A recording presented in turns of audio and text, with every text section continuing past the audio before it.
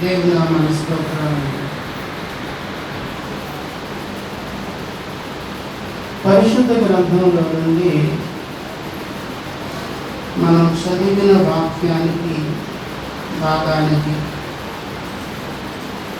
అనుకూలంగా మరొక విషయాన్ని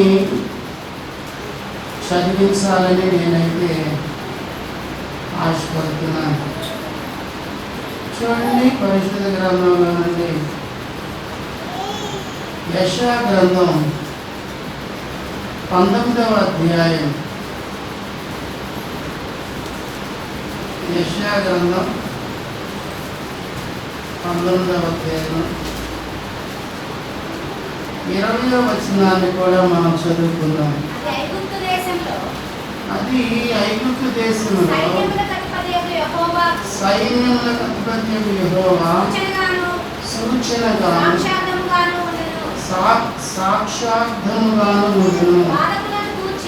బాధకులను గూర్చి వారు యెహోవాకు మొర్రపెట్టగా ఆయన వారి నిమిత్తము శూరుడైన ఒక రక్షకుని పంపును, అతడు వారిని విమోచించును. 21వ వచనాన్ని కూడా మనం చదువుకున్నాము. 22 యెహోవా వారిని కొట్టును, స్వస్థపరచబడినని ఐగుప్తీయులను కొట్టును. వారు యెహోవా వైపు తిరుగగా ఆయన వారి ప్రార్థన అంగీకరించి వారిని స్వస్థపరచును. దేవుని నామమున స్తోత్రాలు. మనం 2 విషయాలను ఇక్కడ చదువుకుని ఉన్నాం. మొదటిది సమూయేలు గ్రంథములో నుండి 2వ గ్రంథములో నుండి మనం కొన్ని విషయాలను చదువుకుని ఉన్నాం. మరలా యెషయా గ్రంథకర్త కూడా కొన్ని విషయాలను వ్రాసినటువంటి ఆ యొక్క విషయాలను మనం చదువుకుంటున్నాం. ఈ 2 భాగాలను కూడా మనం జాగ్రత్తగా ఈ ప్రశస్తమైన సమయంలో కొద్దిగా మనస్సు పెట్టి నేర్చుకోవడానికి మనం ఇష్టపడదామండి. ఒక్క విషయాన్ని మాత్రం మీ ముందు ఉంచాలని నేను ఆశపడుతున్నాను. నేను గొప్ప ప్రసంగికునిగా మీ ముందు నిలబడలేదు. మొట్టమొదటి మాట, దేవుడు ఏదో నాకును ఇచ్చినటువంటి ఆత్మీయమైన జ్ఞానాన్ని బట్టి ఆత్మ సంబంధమైన విషయాలను తెలియపరచడానికి మాత్రమే నేను నిలువబడ్డాను.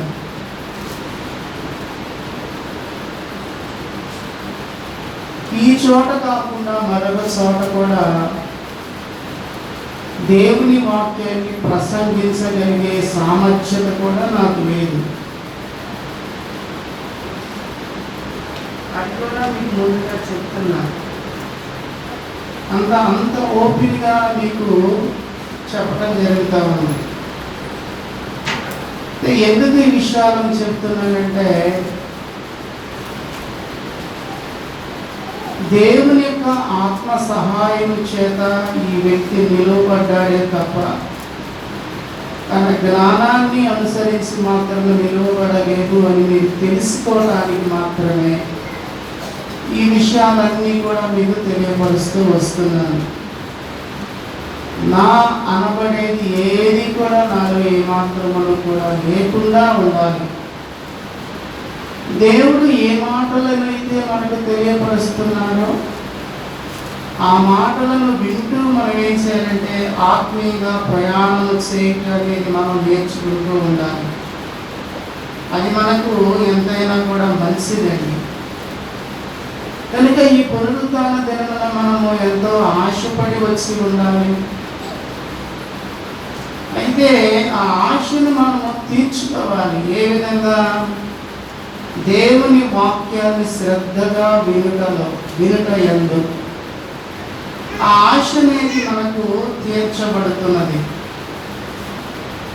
దేవుని వాక్యాన్ని శ్రద్ధతో వినకుండా అశ్రద్ధతో కనుక విన్నట్లయితే 1 గంట సేపు నువ్వు వ్యక్తంగా దేవుని ఆరాధించిన వ్యక్తివే అవుతావు తప్ప ప్రయోజనకరమైనటువంటి ఆరాధనలో నేను పాల్గొన్నాను అనే తృప్తి నీకేమాత్రం కూడా ఉండదు అనేది వాస్తవమైన విషయం. కనుక మనము ఒక తృప్తి అనేది కలిగిన వారమై ఆత్మీయంగా ప్రయాణం చేయటం అనేది మనం ఇష్టపడాలని మరొక మారు నీకు తెలియపరుస్తున్నాను ప్రేమతో. అర్థమైందా? కనుక ఈ ప్రశస్తమైన సమయంలో 2 విషయాలను మీకు చదివించడం జరిగింది. జాగ్రత్తగా ప్రతి మాట కూడా కొంచెం మనసు విశాలం చేసుకుందాం.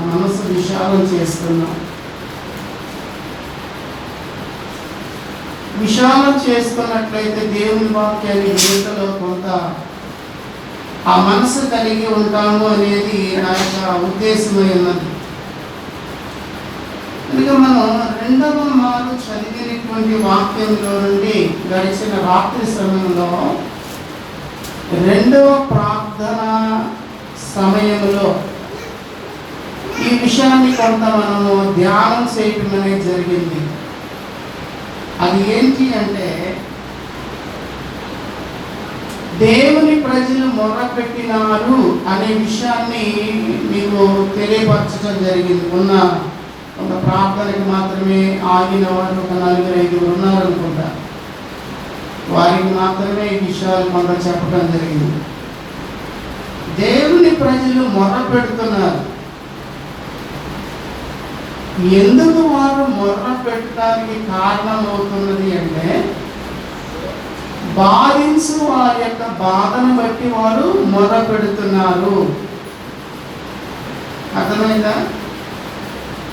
బాధించు వారి చేత ఈ బాధ నుండి విడిపించబడటానికి వారు ఏం చేస్తున్నారంటే దేవుని సహాయం వరకు ప్రార్థన చేస్తున్నారు. అంటే ప్రార్థించడం వలన ఏ బాధ అయితే మనం కలిగి ఉంటున్నామో, ఏ శ్రమ అయితే మనం కలిగి ఉన్నామో,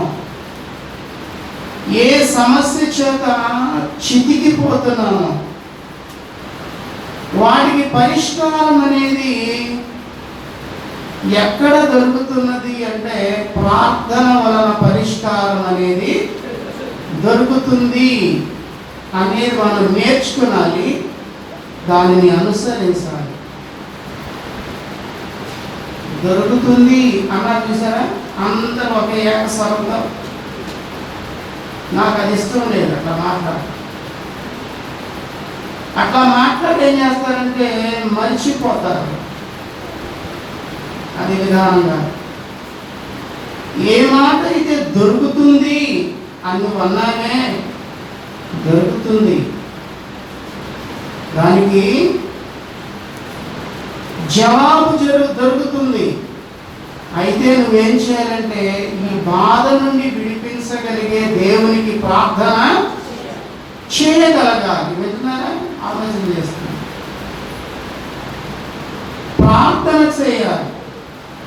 రాత్రి నేను మీకు ఒక విషయాన్ని చెప్పాను. వారు 400 సంవత్సరాలు మొదలుపెట్టినారు అని చెప్పారు. బాధించు వారి చేత బాధలకు గురై 400 సంవత్సరాలు కూడా దేవునికి ఎవరు మొరపెడుతూనే. చూడండి అసలు ఆ పరిస్థితి. బాధిస్తున్నారు ఐగుప్తీయులు, ఫరో బాధిస్తున్నాడు. అయితే ఈ బాధపడుతున్న ఇశ్రాయేలీయులు ఫరోను ఎదుర్కొనలేరు, బాధించే ఫరోను ఎదుర్కొనలేరు, బాధించే ఐగుప్తీయులను ఎదుర్కొనలేరు. బాధ నుండి విడిపించే దేవుని దగ్గరకు వారు వెళుతున్నారు. ఇది వారు చేయాల్సింది. చేయలేని పని ఇది ఒకటే. నేను చేయగలిగింది ఏమిటి అంటే బాధించు వారిని ఎదిరించలేము కానీ బాధ నుండి విడిపించగలిగిన దేవుని దగ్గరకు మాత్రమే మేము వెళ్ళగలం. అంతే మనకు తెలిసింది. అర్థమైందా? విడిపించగలిగిన దేవుడు. మీరు చేయండి ప్రార్థన నిజంగా మనసు పెట్టి. ఏ సమస్యలో నువ్వు బాధపడుతూ చితికిపోతున్నావో ఆ సమస్యకు పరిష్కారం నిమిత్తమై నువ్వేం చేయాలంటే నీవే. మనం చెప్తా ఉంటాం చాలా పరిస్థితులలో, అయ్యా కొంచెం ప్రార్థన చేయండి, అమ్మ కొంచెం ప్రార్థన చేయండి అని సహజంగా మనం ఏం చేస్తామంటే ఎదుటి వారికి మన యొక్క విషయాలన్నీ కూడా ఏం చేస్తాం, చెబుతూ ఉంటాం. అది తప్పని నేను భావించగలను. మంచిదే.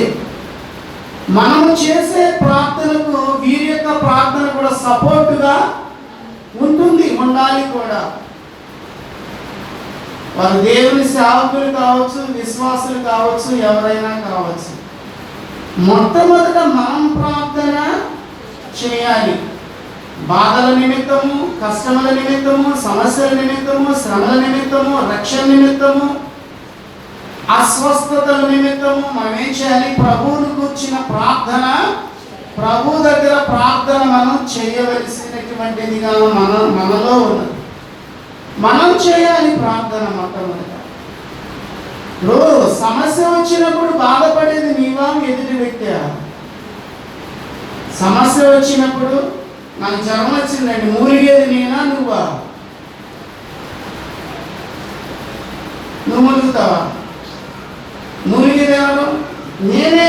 జ్వరం నాకు వచ్చింది, జ్వరం నాకు వచ్చిందంటే నేనే మూలుగుతా, నువ్వు మూలుగవు. కనుకే నేనేం చేయాలంటే నాకు శ్రమ కలిగినప్పుడు ఈ శ్రమ యొక్క విడుదల కొరకు ఏం చేయాలంటే దేవుని దగ్గర మూలుగవలసిన అవసరత నా మీదే ఉంది. నేనే మూలగాలి. అయ్యా అయ్యా అయ్యా విడిపించువాడు. 400 సంవత్సరాలు మూలిగినారండి వాళ్ళు. 440 సంవత్సరాలు ఐగుప్తులో ఉన్నారు ఇశ్రాయేలీయులు. ఈ 40 సంవత్సరాలు కూడా యోసేపు గారి యొక్క కాలం. అది యోసేపు గారికి అనుకూలంగా కాలమంతా కూడా కలిగి ఉన్నది. యోసేపు గారిని ఎరుగని వేరొక ఫరో గారు వచ్చిన తర్వాత నుండి ఇశ్రాయేలీయుల మీద విషపు చూపు చూశాడు ఫరో. ఇక బాధలు ప్రారంభమైన ఇశ్రాయేలీయులకు 400 సంవత్సరాల బాధలో పడుతూనే ఉన్నారు వాళ్ళు.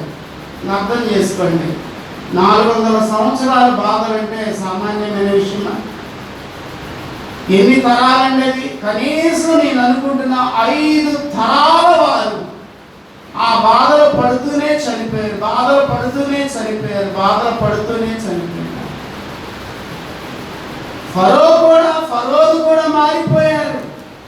మారినా కానీ బాధలు మాత్రము మారలేదు, ఆగిపోలేదు. అది సాగుతూనే ఉన్నాయి, బాధలు సాగుతూనే ఉన్నాయి, ప్రార్థన సాగుతూనే ఉన్నాయి. 400 సంవత్సరాల తర్వాత వారికి విడుదల అనేది కలిగినది. బాధలను విమోచించడానికి రక్షకుడైన మోషే గారిని ఏం చేశారు? దేవుడు ఇజ్రాయిల్ పక్షంగా పంపటం అనేది ఆయన రక్షకుడు.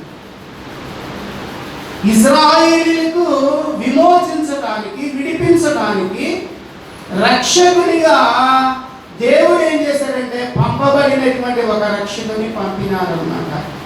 ఆ పంపుట వలన ఏం జరిగింది? ఇశ్రాయేలీయులకు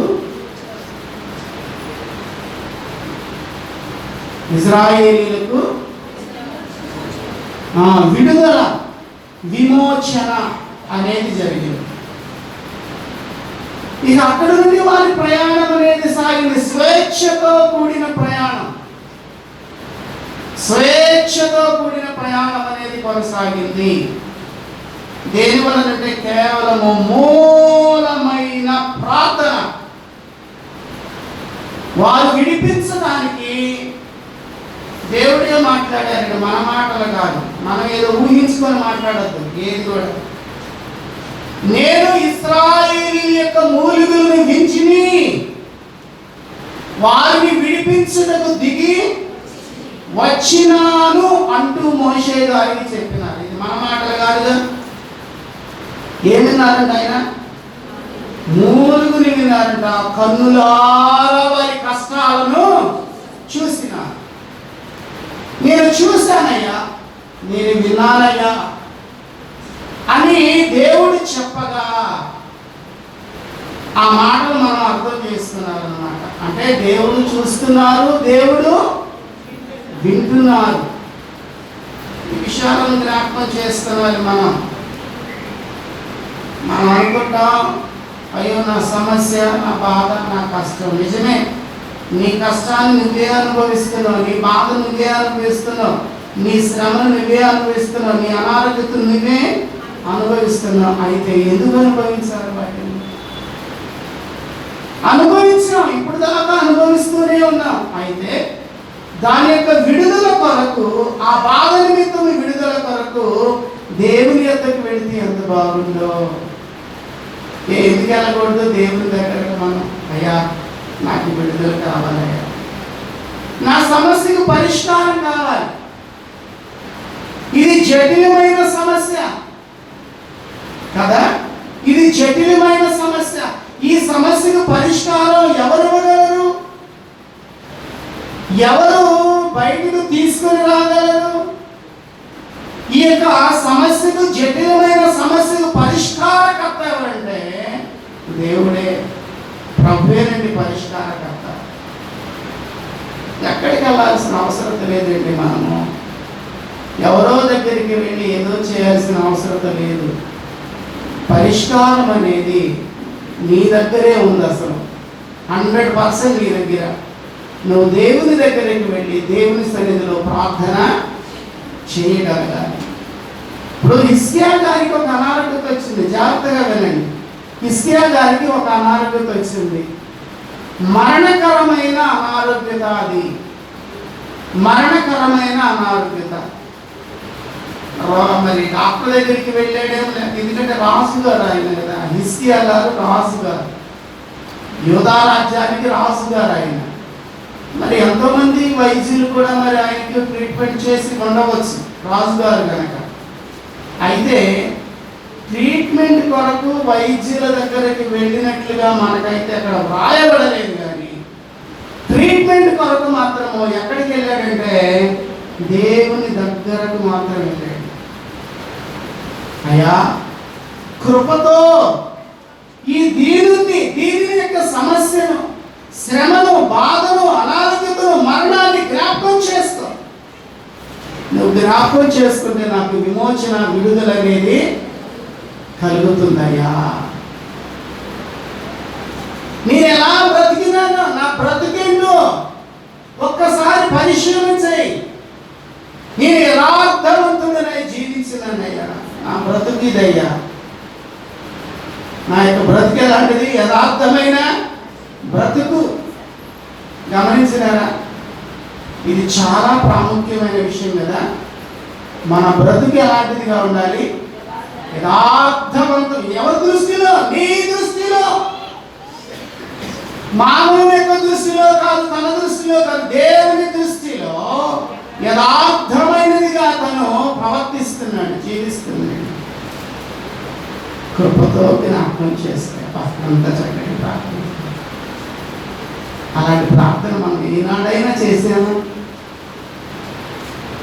అసలు ఆయన ప్రార్థన చేస్తుంటేనే వినే వాళ్ళు కన్నీళ్ళు తిరిగిపోతాయి. అంతే, ఒక మాటలో చెప్పాలంటే. అమ్మో, మహారాజు ఏంటి ఆ విధమైన ప్రార్థన చేస్తున్నాడు? ఆ ప్రార్థనలో ధీరత్వం ఉంది, ఆ ప్రార్థనలో యథార్థత ఉంది, ఆ ప్రార్థనలో పరిశుద్ధత ఉన్నది. దేవునితో ముఖాముఖిగా మాట్లాడే ఆ ధన్యత అనేది హిజ్కియా గారు కలిగిన వ్యక్తి. ఇలాంటి ప్రార్థన జీవితం మనకు చాలా అవసరం. దేవునితో ముఖాముఖిగా మాట్లాడే అనుభవం అండి. కొన్ని విషయాల్లో నేను అలాగే ప్రార్థన చేస్తూ ఉంటాను. నా స్వవిషయానికి ఎప్పుడైనా వచ్చినప్పుడు నేను అంటే మిగతా వారి గురించి ఎలా ప్రార్థన చేయటం లేదా అనేది దానికి జవాబు మీకు ప్రస్తుతం ఇవ్వట్లేదు. కానీ ఏదైనా నా సమస్య విషయం వచ్చినప్పుడు నేనేం చేస్తానంటే దేవుని సన్నిధానంలో ఆ విధంగానే అడుక్కుంటానండి. దేవుని సన్నిధానంలో ఆ విధంగా ప్రాధేయపడుతూ ఉంటాను. అయ్యా ఇది పరిస్థితి అంటే మీ సమస్యలకు కూడా ఆ విధంగానే అడుగుతూ ఉంటాను. అయ్యా మరి ఇదే వారి యొక్క సమస్య, ఈ సమస్యకు పరిష్కారం ఇదే చేయాలి కదా ప్రభావాన్ని అడిగే సందర్భాలు ఎప్పుడైతే మనం ఈ విధంగా అడగటం అనేది అనేక మార్లు కూడా నేను ఇలా అడిగినప్పుడు దానికి జవాబు అనేది దేవుడు ఇచ్చిన పరిష్కారం అనేది దొరికినది. అంటే నేను అర్థం చేసుకున్నదంటే దేవుని దగ్గరకు తగిన విధంగా వెళ్ళినప్పుడు, తగిన విధంగా ఆయన దగ్గరకు తీసుకొని వెళ్ళినప్పుడు తప్పక కూడా పరిష్కారాలు దొరుకుతాయి అనే అనుభవాన్ని మనం అనుభవాలు నేర్చుకోవాలి. ఒకరి యొక్క అనుభవం నుండి మరొక అనుభవాలు మనం ఏం చేయాలి? నేర్చుకోవాలి. అవును, మరి ఆయనకు విడుదల దేవుడు ఇచ్చినప్పుడు నాకెందుకు విడుదల దేవుడు ఇవ్వరు? నా శ్రమలో సహాయకునిగా నా దేవుడు సహాయం చేసినప్పుడు నీ అనారోగ్యతలో దేవుడు ఎందుకు సహాయం చేయడు? ఏదైనా సమస్యగా, అనారోగ్యత అయినా సమస్య, ఆర్థికమైన సమస్య అయినా సమస్య, కుటుంబ సమస్య అయినా సమస్య, ఏ సమస్య అయినా సమస్య. సమస్య దేనికైనా పరిష్కారం దేవుని యొద్ద ఉన్నది. దేవుడే తగినటువంటి పరిష్కారకర్త అయి ఉన్నారు, ఆయనే ఇస్తారు.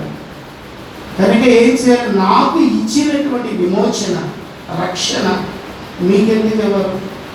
కనుకనే బాధలు పడేవారు అంటారు వాక్యంలో మనం జాగ్రత్తగా, బాధకులను వచ్చి యెహోవాకు మొరపెట్టగా ఆయన వారి నిమిత్తము శూరుడైన ఒక రక్షకుని పంపును, అతడు వారిని విమోచించును. జాగ్రత్తగా గమనించారా? ఎవరంటే ఆయన శూరుడు, మోషే గారు శూరుడు. అంత శూరత్వం ఎక్కడి నుండి వచ్చిందో ఆయనకి? మోషే గారికి ఆ కార్యాన్ని ఛేదించటానికి, శూరత్వాన్ని కలిగిన శూరుడిగా ఉండటానికి దేవుడే సహాయం. ఇంకెవరున్నారు? నేను పంపుతాను అంటున్నాడు దేవుడు. అన్నానా? అయ్యా నా వల్ల కాదు, నేను వెళ్ళలేను, ఫరో దగ్గరికి వెళ్ళలేను, నేను నోటి మాంద్యము గలవాడను, నా వలన కాదు, ఇంకెవరైనా పంపుకో అని ఇవన్నీ కూడా దేవుని దగ్గర అన్నాడు. అన్నప్పుడు దేవుడు ఇష్టపడాల, వేరే వాళ్ళు పంపడానికి ఇష్టపడాలి. నీవే వెళ్ళాలి, నీవే ఫరో దగ్గర నిలబడాలి. నీ ద్వారా ఏం చేయాలి? ఇశ్రాయేలీయులను విమోచిస్తాను. నేను నీకు తోడుగా ఉంటానయ్యా. నీకు బాధలేంటి? ఏ సమస్య అనేది నీకు రానివ్వకుండా నేను నీకు సహాయకునిగా ఉంటాను అన్నాడు. దానిని బట్టి ధైర్యపరచబడి మోషే గారు ఫరో గారి దగ్గరికి వెళ్ళి, ఫరో గారు చంపాలి కదా. వాస్తవంగా అయితే మోషే గారు చేసిన కార్యాన్ని బట్టి ఫరో గారు చంపాలి, మోషేని చంపేయాడు కదా. ఐగుప్తుని పట్టుకొని చంపి ఇసుకలో పాతిపెట్టి పారిపోయాడు. ఇది ఫరో గారికి తెలుసు కదా, ఆ గ్రంథంలో లిఖితమో ఉంటుంది. అయితే అక్కడ జాగ్రత్తగా గమనించండి, ఫరో ఎందుకు చంపలా? ఇశ్రాయేలును బాధిస్తున్నటువంటి ఫరో మోషే గారి దగ్గరికి వచ్చేపాటికి ఏమాత్రం ఇంత మాట కూడా మాట్లాడలేకపోయినాడంటే నాకు ఒకటి జ్ఞాపకం వస్తూ ఉంది. సింహాలు ఎలాంటివి? భయంకరం కదా సింహాలు. అందులో ఏంటంటే ఆహారం లేక నకనకలాడుతున్నటువంటి సింహాలు. దానియేలు గారి దగ్గరికి వెళ్ళినప్పుడు మనం ఆహారం పెట్టి బాగా బలిష్టంగా ఉంచి దాన్ని చేయలేదు. ఆహారం లేకుండా అట్లా పెట్టి ఏం చేశారంటే, అంటే కోపంతో ఉన్నారు కదా దానియేలు గారి మీద. ఆహారం లేకుండా చేసి దానియేలు గారిని వెంటనే చంపివేయాలి అని చెప్పి ఆలోచన చేసినారు. అయితే చూడండి, దానియేలు గారు గుహలోకి వెళ్ళిన తర్వాత చంపబడ్డారు. సింహాలు ఏమాత్రం కూడా చంపలేకపోయినాయి. కారణం ఏంటి? ఏం జరిగింది? దేవుడు సింహముల నోరు మూయించి వేసినట్లుగా ఫరో నోరు కూడా దేవుడు మూసివేసింది. ఎంత గొప్ప దేవుడు అంటే! ఇక్కడ సింహముల నోరు మూసిన దేవుడు ఇక్కడ ఫరో నోరు కూడా ఎక్కడుంది? దేవుని సహాయం. దేవుని సహాయం వలన ఫరో గారు ఏమీ కూడా మాట్లాడలేకపోతున్నాడు. చంపేసేయండి అని అంటే ఎంతసేపు? చంపేయండి మోషే గారిని అమాంతంగా చంపివేసేవాడు. అయితే చంపడానికి నోటి మాట కూడా ఆయనకు రానివ్వట్ల దేవుడు. చూసారా? తోడుగా ఉంటానని వాగ్దానం చేసిన దేవుడు విడిచిపెట్టినారా? విడిచిపెట్టరు. ఆ వాగ్దానాన్ని మనం పొందుకోవాలండి. మోషేకు దేవుడు ఇచ్చిన వాగ్దానం నేను విడిచిపెట్టను అనే వాగ్దానం ఉంది. ఆ వాగ్దానాన్ని మనం ఏం చేయాలి? స్వతంత్రించుకోవాలి. అయ్యా, మోషే గారికి వాగ్దానం ఇచ్చినావు. అయితే ఇంకొక విషయం, యేసుక్రీస్తు ప్రభువారి పేరు ఇంకొక పేరు ఇమానుయేలు అనే పేరునకు భాషాంతరం ఏంటంటే దేవుడు మనకు తోడు. దేవుడు మనకు తోడు అంటే దేవుడు మనకు తోడు అని చెప్పి ఇచ్చిన వాగ్దానం ఉంది. ఆ వాగ్దానం మనము కలిగిన వారమై ఉన్నాం, మనము పొందిన వారమై ఉన్నాం. మనకి భయపడాల్సిన అవసరం ఏమిటి? ఏ విషయంలోనైనా కూడా ఎలాంటి శ్రమలో కూడా విడిపించగలిగిన యేసయ్య ఉన్నారు, విమోచించే యేసయ్య. అది శ్రమ, కష్టమా, బాధ, శోధన, కుటుంబ సమస్య, భర్త వలన సమస్య, భార్య వలన సమస్య, బిడ్డల వలన సమస్య, ఎలాంటి జటిలమైన సమస్య అయినా కూడా తోడుగా ఉండే దేవుడు యేసయ్య మన దేవుడు. ఆయనే విమోచకుడు, ఆయనే రక్షకుడు, ఆయనే అభిషక్తుడు, ఆయనే తోడుగా ఉంటానని వాగ్దానం చేసిన వాడండి. అన్నీ బాగానే ఉన్నాయి. ఏమి బాగాలేదంటే ఇక్కడ వాక్యంలో రాయబడిన మాట చూడండి. వారు యెహోవా వైపు తిరగగా ఆయన వారి ప్రార్థన అంగీకరించి వారిని స్వస్థపరచెను. జాగ్రత్తగా మాట, రెండో మాట అన్నమాట. ఆ భాగంలోనూ రెండో మాట ఏమని మాట? వారు యెహోవా వైపు తిరగగా ఆయన వారి ప్రార్థన అంగీకరించి వారిని స్వస్థపరచెను. ఏంటి? అస్వస్థతకు గురైనారు వాళ్ళు ఆ కాలంలో. యెషయా గారి కాలంలో ఇశ్రాయేలు అస్వస్థత గురైనారా? ఏ అస్వస్థత వారికి గురైనారు అంటే నెబుకద్నెజరు వలన ఇబ్బందికి గురైనారు వాళ్ళు. అది నెబుకద్నెజరు అనబడిన బబులోను యొక్క రాజుగారి వలన వారికి ఏం జరిగిందంటే అస్వస్థత. ఆయన వస్తున్నాడు, దాడి చేయడానికి వస్తున్నాడు, దాడి చేయబోతున్నాడు ఆయన. అలాంటి పరిస్థితుల్లో ఉన్నారు వాళ్ళు. ఎందుకంటే దాడి ఎందుకు చేస్తున్నాడు, ఎందుకు చేయాలని అనుకున్నాడు, దీనికి కారణం అనేది మనం విశ్లేషణ చేసినప్పుడు ఇజ్రాయిలీలు పాపం చేసినారు. ఇజ్రాయిలీలు దేవుని మాట విననల్లకున్నారు. దేవుని మాట విననల్లకుండా ఏం చేశారు? వాళ్ళు పాపము చేస్తూ వెళుతున్నారు. కనుకనే మొదటి అధ్యాయంలో మనం చూసినప్పుడు ఆ మాట చాలా చక్కగా వ్రాయబడింది. ఆకాశమా ఆలకించుము, భూమి చెవియొగ్గుము, నేను పిల్లల్ని పెంచి గొప్పవారిగా చేసినాను, వారి నా మీద. అది గమనించినారా? మొదటి అధ్యాయంలోని మొదటి భాగంలోని మొదటి కాలంలోని అక్కడ వ్రాయబడిన మాట తిరుగుబాటు అనే స్వభావము ఇజ్రాయేలీలో మనం చూడగలుగుతాం. తిరుగుబాటు చేస్తున్నారు, దేవుని మాటకి వినటల, విధేయత చూపటల. దేవుని మాట ఒకటి మాట్లాడుతుంటే ఒక కార్యము చేయమంటే ఏం చేస్తున్నారు వాళ్ళు? వ్యతిరేకమైన తిరుగుబాటుతనంతో కూడినటువంటి కార్యాలు చేస్తున్నారు. అర్థమైందా? ఈ రోజున మన యొక్క స్థితి కూడా పరిశీలన చేసుకోనండి. మనము ఎలాంటి వారంగా ఉంటున్నాం? వారిలాంటి తిరుగుబాటుతనం అనేది ఒకవేళ మనలో ఉంటున్నదా? ఉందా? చేసినానా? చేస్తున్నానా? ఏ తిరుగుబాటు ఉంది? వారు కలిగిన తిరుగుబాటు మనం కూడా కలిగి ఉన్నామా? ఏ తిరుగుబాటు? అసలు ఎవరి కాళ్ళే వ్యక్తిగతంగా పరిశీలన చేసుకునేది ఇది.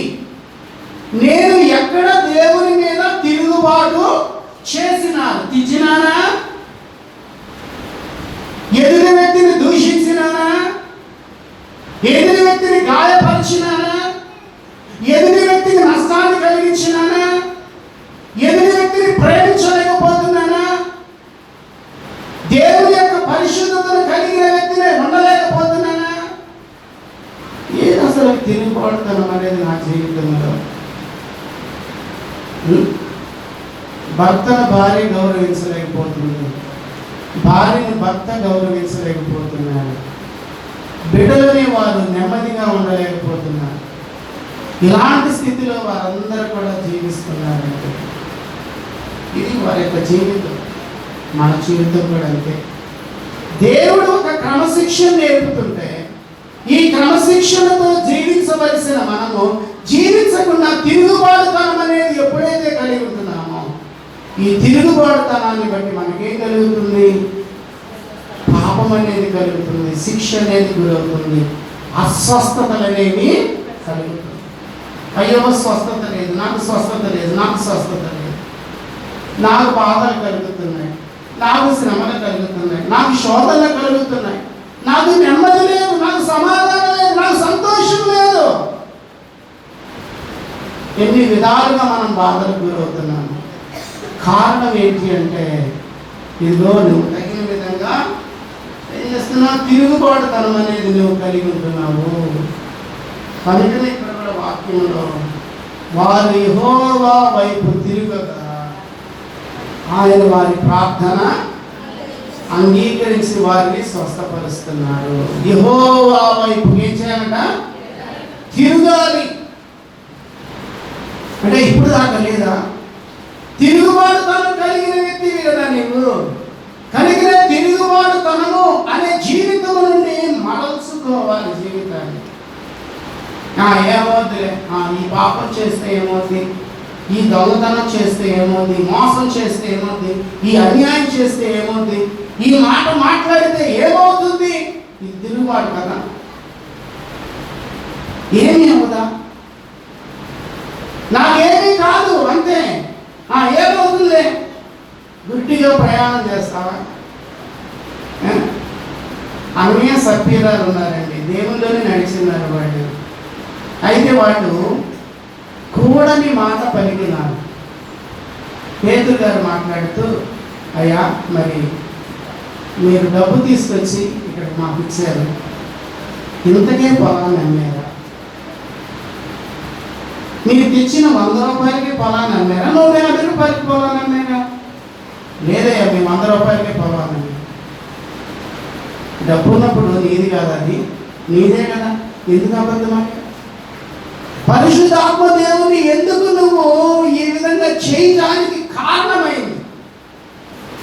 ఎందుకు దూషిస్తున్నావు? ఎందుకు ఆయనను ద్రోహం చేస్తున్నావు? ఇలాంటి కార్యాలు చేసా ఇది తిరుగుబాటు కదా. సంఘంలో ఉన్నావు, పరిశుద్ధ సంఘంలో ఉన్నావు, దేవుని సంఘంలో ఉన్నావు, ఉన్నటువంటి నీవేం చేస్తున్నావు? ఇది ఒక తిరుగుబాటు. మనం క్రైస్తవులమై ఉండి క్రీస్తుని గణపరచలేనిటువంటి మాటలు ఎన్ని మాట్లాడుతున్నామో కదా, క్రీస్తుని గణపరచలేని కార్యాలు ఎన్ని చేస్తున్నామో కదా మనం. ఇది తిరుగుబాటుతనం అండి. జాగ్రత్త పరిశీలన చేయాలి.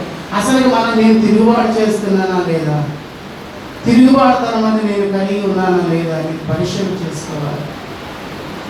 దేవుని వైపు తిరగాలి. తిరుగుబాటుతనం చేసిన నీవు ఏం చేయాలి? దేవుని వైపుకు తిరిగి ప్రార్థన చేసినప్పుడు నీకేం కలుగుతుందంట? స్వస్థత కలుగుతుందంట. స్వస్థత అంటే ఒక అనారోగ్య, ఆత్మీయమైన స్వస్థత, నీ ఆత్మకు స్వస్థత, నీ ఆత్మ జీవితానికి స్వస్థత కావాలి, మనకు చాలా అవసరమైనది.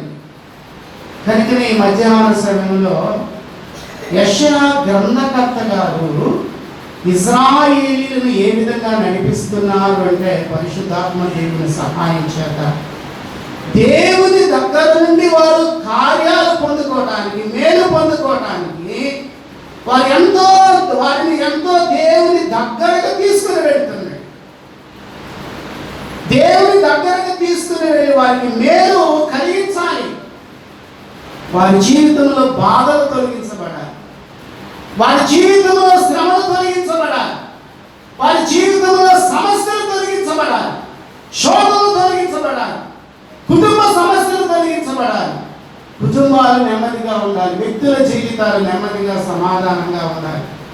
ఇది ఎలా జరుగుతుందంటే ప్రార్థించగా, దేవునితో సహవాసం చేయటం వలన జరుగుతుంది అనే విధానంలో ఏం చేస్తానంటే ఇశ్రాయేలీయులను యెషయా గారు ఏం చేస్తానంటే తగిన విధంగా దేవుని దగ్గరకు నడిపిస్తానండి. ప్రవక్త గారి యొక్క బాధ్యత, దేవుని సేవకుని యొక్క బాధ్యత ఏంటో తెలుసా?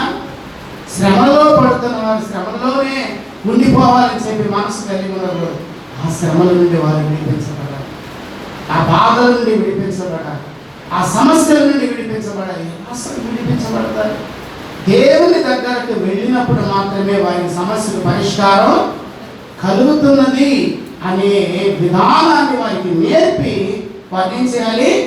దేవుని సహాయం చేత ఆ సమస్య నుండి బయటకు వచ్చేటట్లుగా ప్రయత్నం చేయక దేవుని సేవకుని యొక్క బాధ్యత. ఇశ్రాయేలు బాధల్లో ఉన్నారండి.